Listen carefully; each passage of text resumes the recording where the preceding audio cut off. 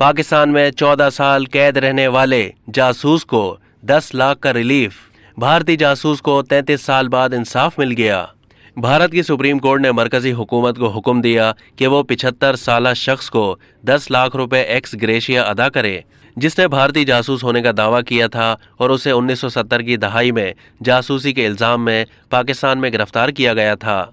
Chief justice Uday Umesh लालित और justice S Ravindra Bhatt की bench ने वाजे किया कि अदालत उनके दावों पर अपने ख्यालात का इजहार नहीं कर रही है, लेकिन केस के तमाम पहलुओं को मद्देनजर रखते हुए उन्हें एक्स ग्रेशिया देना चाहिए।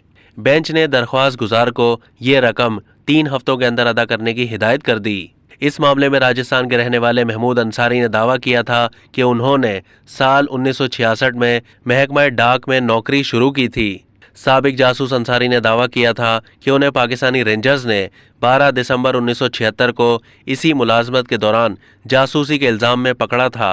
अंसारी के मुताबिक जब उन पर पाकिस्तान में जासूसी के इल्जाम में मुकदमा चलाया गया तो उन्हें 1978 में 14 साल कैद की सजा सुनाई गई।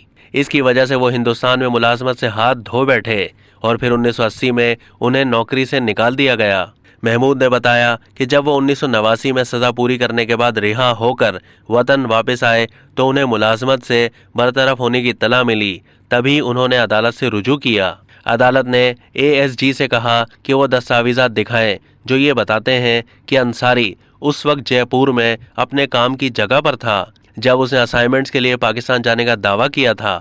अगर वो 1976 से गैर हाजिर थे तो आपको इसे फारिग करने में 4 साल क्यों लगे? क्या आप दिखा सकते हैं कि जब वो पाकिस्तान गए थे तो वो इस ओहदे पर मौजूद थे?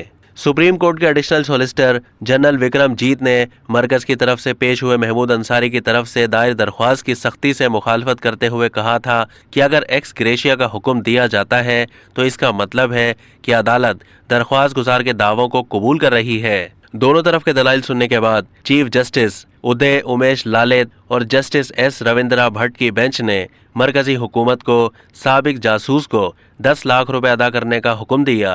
अब तक के लिए इतना ही। मजीद मालूमात के लिए डेली जंग के यूट्यूब चैनल को सब्सक्राइब कीजिए और फेसबुक के पेज को भी लाइक कीजिए।